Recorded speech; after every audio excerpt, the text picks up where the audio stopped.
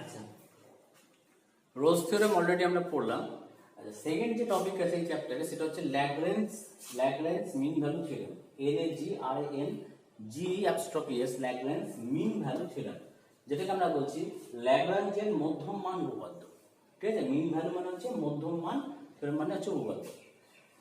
তাহলে দুটো থিওরেম, একটা রোলস একটা ল্যাগ্রেঞ্জ।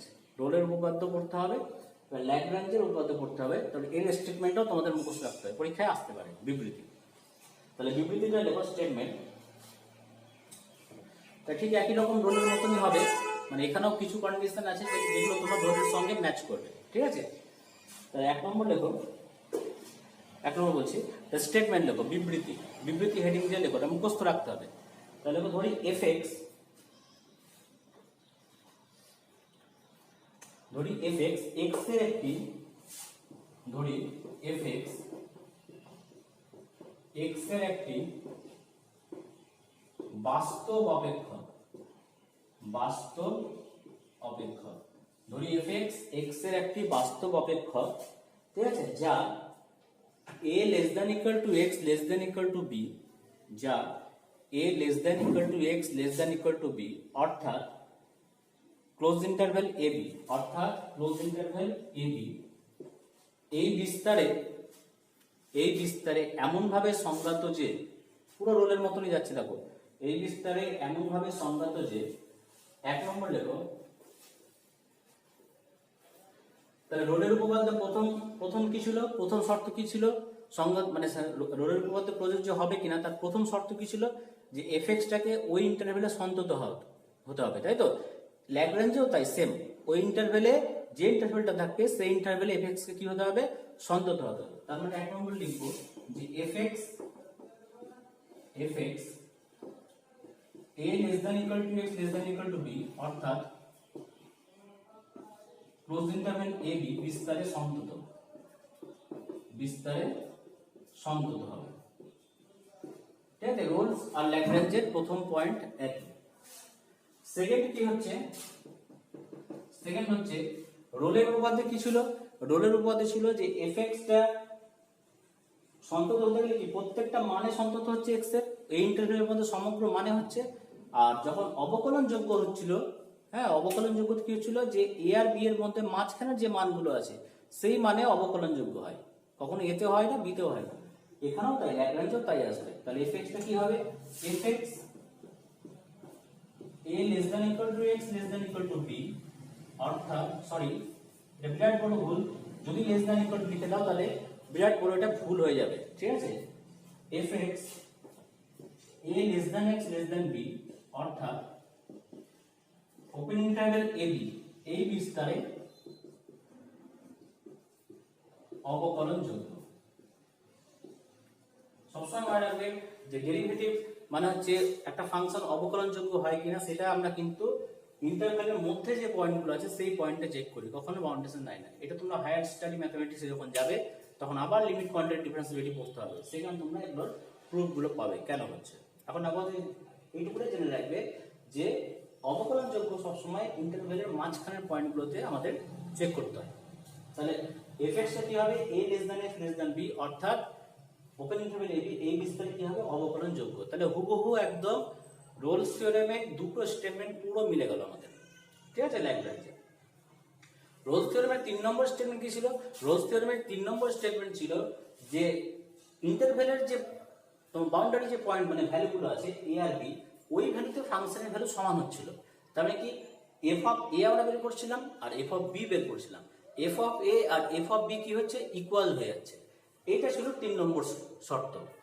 তো ল্যাগ্রাঞ্জ মিন ভ্যালু থিওরেমে ল্যাগ্রাঞ্জের মধ্যমান উপপাদ্যে 3 নম্বর শর্ত আমাদের চেক করার দরকার নেই। আমরা শুধু এখানে দুটো শর্তই দেখব, একটা হচ্ছে এফ এক্স টা সন্তত আর একটা এফ এক্স টা কি হচ্ছে, অবকলন যোগ্য। ঠিক আছে, আচ্ছা এই দুটো তো জেনারেল, এটা দরকার। রোলে কি করছিল যে 3 নম্বর হওয়ার পর একটা পয়েন্ট ওই ইন্টারভ্যালের মধ্যে, মানে ওই ইন্টারভ্যালের মধ্যে একটা পয়েন্ট মানে কমপক্ষে একটা পয়েন্ট আমরা পাচ্ছিলাম, একের বেশিও পেতে পারি, যার জন্য কি হচ্ছিল এফ ড্যাশ সি, ধরো সি যে পয়েন্ট আমরা লিখছিলাম এফ ড্যাশ সি সমান কি হচ্ছিল, 0 হচ্ছিল। ঠিক আছে, ল্যাগ্রাঞ্জে কি করব, যে এই ইন্টারভ্যালের মধ্যে কমপক্ষে এখানেও আমরা একটা পয়েন্ট পাবো। তাহলে দেখো লাইনটা দেখো, এই দুটো এই দুটো পয়েন্ট লেখার পরে লিখবে যে তবে এ ও বি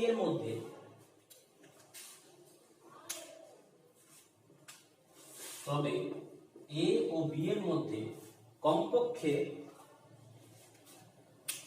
এ ও বি এর মধ্যে এক্স এর কমপক্ষে লেখো, এ ও বি এর মধ্যে এক্স এর কমপক্ষে একটি মান, এক্স এর কমপক্ষে একটি মান, মানটাকে ধরে নাও এক্স এর কমপক্ষে একটি মান সি, একটি মান সি পাওয়া যাবে, একটি মান সি পাওয়া যাবে, যার জন্য এফ ড্যাশ সি সমান, যার জন্য এফ ড্যাশ সি সমান, তাহলে এফ ড্যাশ সি সমান কি হবে? ওখানে কি হচ্ছিল রোলের উপপাদ্যে, দেখো রোলের উপপাদ্যে তোমরা সি এর মানটা বের করছিলে কিভাবে, এখন অঙ্ক করনি, ঠিক আছে, পুরো ক্লিয়ার আসবে না, জাস্ট আমরা থিওরিটা জানবো যে রোলের উপপাদ্যের ক্ষেত্রে আমাদের কি করতে হচ্ছিল, সি এর মানটা বের করতে হচ্ছিল। সি এর মানটা কিভাবে বের করবো আমরা, ওখানে সমীকরণটা দেওয়া ছিল এফ ড্যাশ সি সমান 0, ওই সমীকরণে সি এর মানটা বের করতে হবে। এখানে যেটা আমরা সি এর মানটা বের করবো ল্যাগ্রাঞ্জের ক্ষেত্রে, তাহলে এফ ড্যাশ সিটা কত হবে, এফ ড্যাশ সি হচ্ছে F of B minus F of A by B minus A, ঠিক আছে, এইটা তোমাদের মনে রাখতে হবে পুরো, যে F dash C equal to কি F of B minus F of A by B minus A. এই সমীকরণের সাহায্য নিয়ে তোমাকে সি এর মানটা বের করতে হবে। যদি সি এর মানটা তুমি এমন কিছু মান পাও সি এর, একটা পেতে পারো বা দুটো পেতে পারো, ঠিক আছে, সেই মানগুলো যদি ইন্টারভ্যালের মধ্যে থাকে তাহলে ল্যাগ্রেঞ্জের মধ্যমান উপপাদ্য এফএক্স এর ক্ষেত্রে কি হবে, প্রযোজ্য হবে। এই হচ্ছে ল্যাগ্রেঞ্জের মধ্যমান উপপাদ্য, ঠিক আছে। সিটা অবশ্যই কি হবে, যে a less than x, a less than c less than d, মানে c এর মানটা কিন্তু a আর b এর মধ্যে থাকবে, a হবে না b হবে না, ঠিক আছে, রোলের ক্ষেত্রেও তাই করেছিলাম। তাহলে এই হলো আমাদের ল্যাগ্রেঞ্জের মধ্যমান উপপাদ্যের বিবৃতি। এটা ভালো করে খাতায় লিখে এটা মুখস্থ করবে। পরের ক্লাসে তোমাদের প্রবলেম পাবে রোলস থিওরেম আর ল্যাগ্রেঞ্জের যে প্রবলেমগুলো বলে দেবো বইতে আছে সেগুলোর বাইরে একটা কিছু করতে হবে না, এখান থেকে প্রবলেম ওই পরের ক্লাসে এটা আমরা শেষ করে ফেলবো।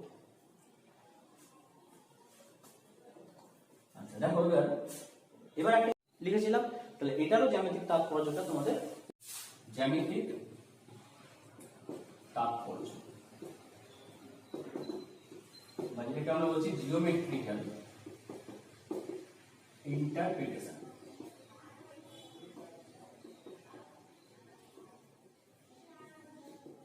জিওমেট্রিক্যাল ইন্টারপ্রিটেশন, তা জিওমেট্রিক্যাল ইন্টারপ্রিটেশন যেটা কি বলছে, জিওমেট্রিক্যাল ইন্টারপ্রিটেশন এখানে যেটা লিখবে তাহলে লেখো y equal to fx, y equal to fx অপেক্ষকের, y equal to fx অপেক্ষকের a O b বিন্দুর মধ্যে, y equal to fx অপেক্ষকের a O b বিন্দুর মধ্যে কমপক্ষে একটি মান, অনেক মান পেতে পারি, ঠিক আছে, বা অনেকগুলো বিন্দু পেতে পারি, কমপক্ষে একটি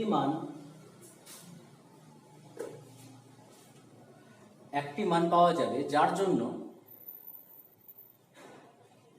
জন্য ওই বিন্দুতে, ওই বিন্দু মানে কি তুমি যে মানটা পেয়েছো, যার জন্য ওই বিন্দুতে অঙ্কিত স্পর্শক, মানে কি যে বিন্দুটা তুমি পেলে, যে বিন্দুগুলো পেলে সেই বিন্দুগুলোতে তুমি কি করবে, স্পর্শক টানবে। রোলসে কি হচ্ছিল, যে স্পর্শকগুলো টানছিলাম, ঠিক আছে, সেগুলো কি হচ্ছিল, এক্স অক্ষের সঙ্গে সমান্তরাল হচ্ছিল। এখানে কিন্তু এক্স অক্ষ বা ওয়াই অক্ষ কোনোটার সঙ্গে সমান্তরাল হবে না। এখানে কি হবে ব্যাপারটা, যে ওই বিন্দুতে আমরা যে স্পর্শক অঙ্কন করব, ঠিক আছে, তাহলে ওখানে লিখবে যে ওই বিন্দুতে অঙ্কিত স্পর্শক এবি জ্যায়ের সমান্তরাল হবে, এবি জ্যা, ঠিক আছে, এবি জ্যাটা হচ্ছে কি এবি জ্যায়ের সমান্তরাল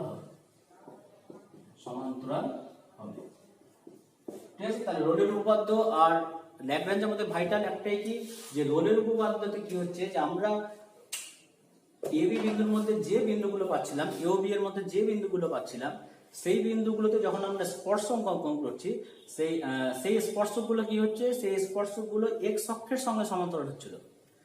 আর ল্যাগ্রাঞ্জে কি বলছে, ল্যাগ্রাঞ্জে বলছে যে এবি, ঠিক আছে, এবি ইন্টারভ্যালের মধ্যে তুমি যে পয়েন্টগুলো পাচ্ছ, সেই পয়েন্টগুলোতে তুমি যদি স্পর্শক অঙ্কন করো, তাহলে ওই স্পর্শকটা কি হবে, ওই বক্রের যে জ্যা থাকবে এবি জ্যা, ঠিক আছে, ওই এবি জ্যার সঙ্গে সমান্তরাল হবে, কোনো এক্স অক্ষ বা কোনো ওয়াই অক্ষের সঙ্গে সমান্তরাল না।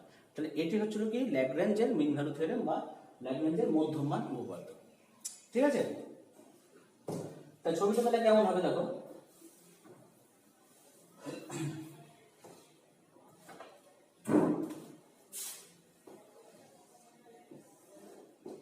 x Axis origin y Axis.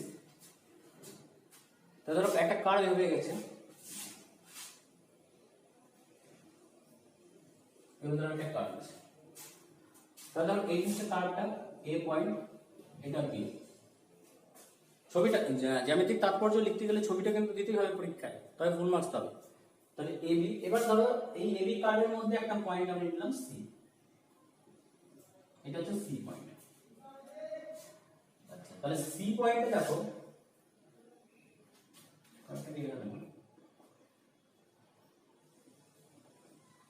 এটা হচ্ছে কার্ভটা।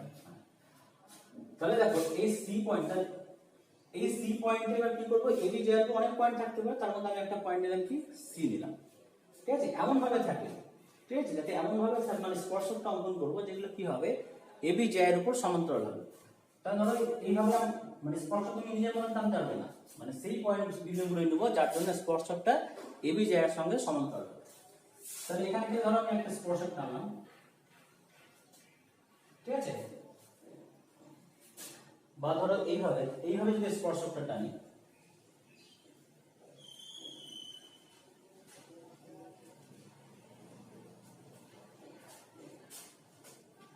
এই পয়েন্টটা নিচে ধরো, এখানে একটা পয়েন্ট পেলাম c, তাহলে এই c পয়েন্টে আমি একটা স্পর্শক টানছি, c পয়েন্টে আমি একটা স্পর্শক টানলাম, ঠিক আছে। আর কার্ভের মধ্যে ধরো কার্ভটা এইভাবে আছে, তাহলে কার্ভের মধ্যে আমি এখানে একটা পয়েন্ট নিলাম b, এটা b পয়েন্ট b, আর এখানে ধরো a পয়েন্ট আছে, a পয়েন্ট এইভাবে, এটা হচ্ছে a পয়েন্ট, এটা হচ্ছে b পয়েন্ট। তাহলে এই জ্যা কোণটা এই কার্ভের উপরে, যে এটা হচ্ছে জ্যা, তাহলে দেখো যে স্পর্শকটা তুমি টেনেছো, এই যে স্পর্শকটা এইভাবে গেছে, এই স্পর্শকটা সমান্তরাল হচ্ছে কার সাথে, এই এবি জ্যায়ের সাথে সমান্তরাল হবে, ঠিক আছে। ছবিটা ভালো করে রাখবে, হবে কার্ভটা, ঠিক আছে, বইতে দেওয়া আছে কার্ভটা এইভাবে এঁকে নেবে। তাহলে মেন কথা মনে রাখবে যে স্পর্শকটা আমরা টানবো সেটা কি হবে, এবি জ্যায়ের সাথে সমান্তরাল হবে। তাহলে এই হলো আমাদের কি ল্যাগ্রেঞ্জের মধ্যমান উপপাদ্যের জ্যামিতিক তাৎপর্য। আর এখান থেকে আমাদের কিছু পড়ার দরকার নেই, দুটো স্টেটমেন্ট ভালো করে রেডি করে নাও, খাতায় ছবি এঁকে, ঠিক আছে, পরীক্ষায় বিবৃতি দিতে পারে। আর জ্যামিতিক তাৎপর্য যেটা লিখে দিলাম সেটা মুখস্থ হবে। এরপরে কিন্তু আমাদের প্রবলেম হবে, প্রবলেমগুলো একটা ক্লাসেই হয়ে যাবে, আর যেগুলো বাকি থাকবে সে কটা পিডিএফ সলিউশন পাবে মোট কথা। আর আমরা একটা ক্লাসেই এটা শেষ করে ফেলবো, তারপর আমরা সেকেন্ড অর্ডার ডেরিভেটিভ চলে যাবো, ঠিক আছে।